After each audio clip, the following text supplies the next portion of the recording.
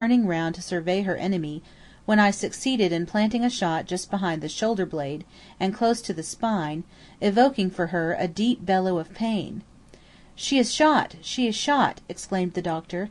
"That is a sure sign you have hit her." And the men even raised a shout at the prospect of meat. A second, planted at her spine, brought her to her knees, and a third ended her.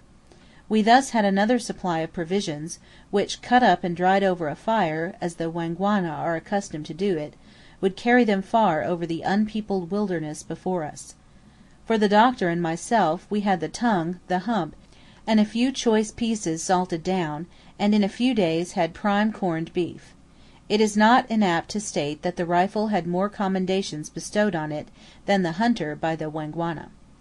The next day we continued the march eastward, under the guidance of our kirongozi, but it was evident, by the road he led us, that he knew nothing of the country, though, through his volubility, he had led us to believe that he knew all about the Ngando, Yamba, and Pumburu's districts.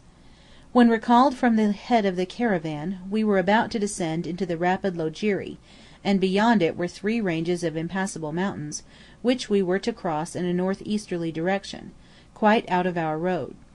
After consulting with the doctor, I put myself at the head of the caravan, and followed the spine of the ridge, struck off due east, regardless of how the road ran. At intervals a travelled road crossed our path, and after following it a while, we came to the ford of the Loajeri. The Loajeri rises south and southeast of Kakunda Peak. We made the best we could of the road after crossing the river, until we reached the main path that runs from Kara to the Ngando and Pumburu, in southern Kawendi. On the 9th, soon after leaving camp, we left the travelled path, and made for a gap in the area of hills before us, as Pumburu was at war with the people of Manya Misenga, a district of northern Kawendi. The country teemed with game, the buffaloes and zebras were plentiful.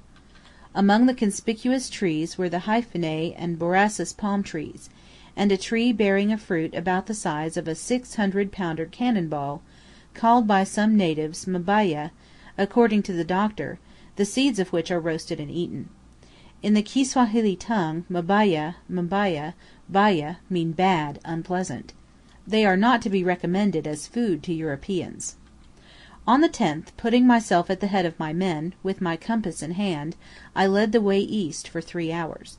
A beautiful parkland was revealed to us, but the grass was very tall, and the rainy season, which had commenced in earnest, made my work excessively disagreeable. Through this tall grass, which was as high as my throat, I had to force my way, compass in hand, to lead the expedition, as there was not the least sign of a road, and we were now in an untravelled country. We made our camp on a beautiful little stream flowing north, one of the feeders of the Rugufu river. The 11th still saw me plunging through the grass, which showered drops of rain on me every time I made a step forward. In 2 hours we crossed a small stream, with slippery syenitic rocks in its bed, showing the action of furious torrents. Mushrooms were in abundance, and very large. In crossing, an old pagazi of Unyamwezi, weather-beaten, uttered in a deplorable tone, "My kibuyu is dead," by which he meant that he had slipped, and in falling had broken his gourd, which in Kiswahili is kibuyu. On the eastern bank we halted for lunch, and after an hour and a half's march arrived at another stream, which I took to be the Mtambu, at first from the similarity of the land, though my map informed me that it was impossible. The scenery around was very similar, and to the north we had sighted a similar tabular hill to the Magdala Mount I had discovered north of Imrera, while going to the Malagarazi. Though we had travelled only 3½ hours, the doctor was very tired, as the country was exceedingly rough. The next day, crossing several ranges, with glorious scenes of surpassing beauty everywhere around us, we came in view of a mighty and swift torrent, whose bed was sunk deep between enormous lofty walls of sandstone rock, where it roared and brawled with the noise of a little Niagara. Having seen our camp prepared on a picturesque knoll, I thought I would endeavour to procure some meat, which this interesting region seemed to promise. I sallied out with my little Winchester along the banks of the river eastward. I travelled for an hour or two, the prospect getting more picturesque and lovely, and then went up a ravine which looked very promising.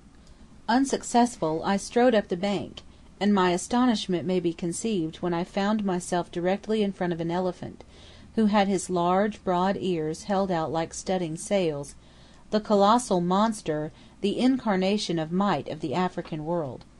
Methought when I saw his trunk stretched forward, like a warning finger, that I heard a voice say, "Sista Venator!"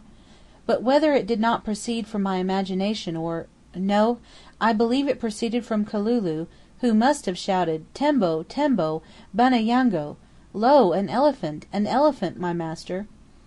For the young rascal had fled as soon as he had witnessed the awful colossus in such close vicinage.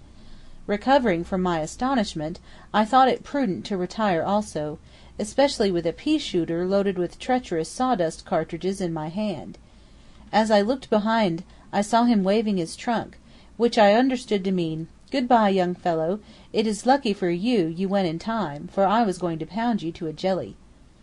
As I was congratulating myself, a wasp darted fiercely at me and planted its sting in my neck, and for that afternoon my anticipated pleasures were dispelled. Arriving at camp I found the men grumbling, their provisions were ended, and there was no prospect for 3 days at least of procuring any. With the improvidence usual with the gluttons, they had eaten their rations of grain, all their store of zebra and dried buffalo meat, and were now crying out that they were famished.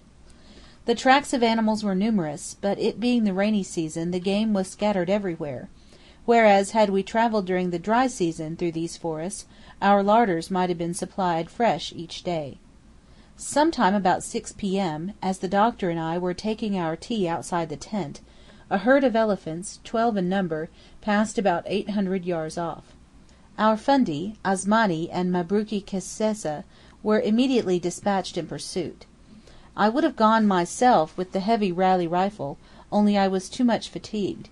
We soon heard their guns firing, and hoped they were successful, as a plentiful supply of meat might have then been procured, while we ourselves would have secured one of the elephant's feet for a nice delicate roast, but within an hour they returned unsuccessful, having only drawn blood, some of which they exhibited to us on a leaf.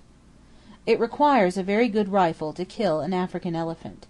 A No. 8 bore with a Fraser's shell, planted in a temple, I believe, would drop an elephant each shot. Faulkner makes some extraordinary statements about walking up in front of an elephant and planting a bullet in his forehead, killing him instantly.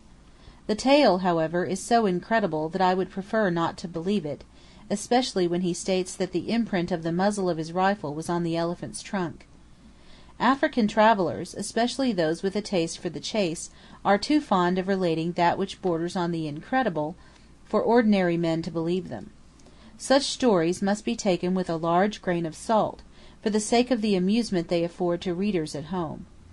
In future, whenever I hear a man state how he broke the back of an antelope at 600 yards, I shall incline to believe a cipher had been added by the slip of a pen, or attribute it to a typographical error, for this is almost an impossible feat in an African forest. It may be done once, but it could never be done twice running. An antelope makes a very small target at 600 yards distance, but then all these stories belong by right divine to the chasseur who travels to Africa only for the sake of sport.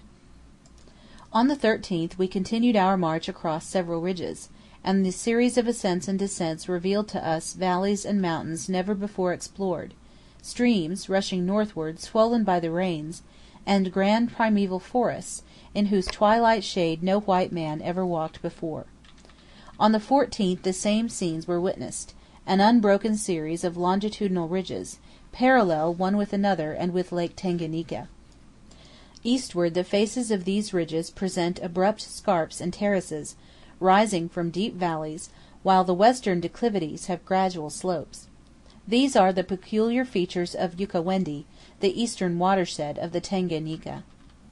In one of these valleys on this day we came across a colony of reddish bearded monkeys, whose howls or bellowing rang amongst the cliffs as they discovered the caravan. I was not able to approach them, for they scrambled up trees and barked their defiance at me, then bounded to the ground as I still persisted in advancing, and they would have soon drawn me in pursuit if I had not suddenly remembered that my absence was halting the expedition. About noon we sighted our Magdala, the grand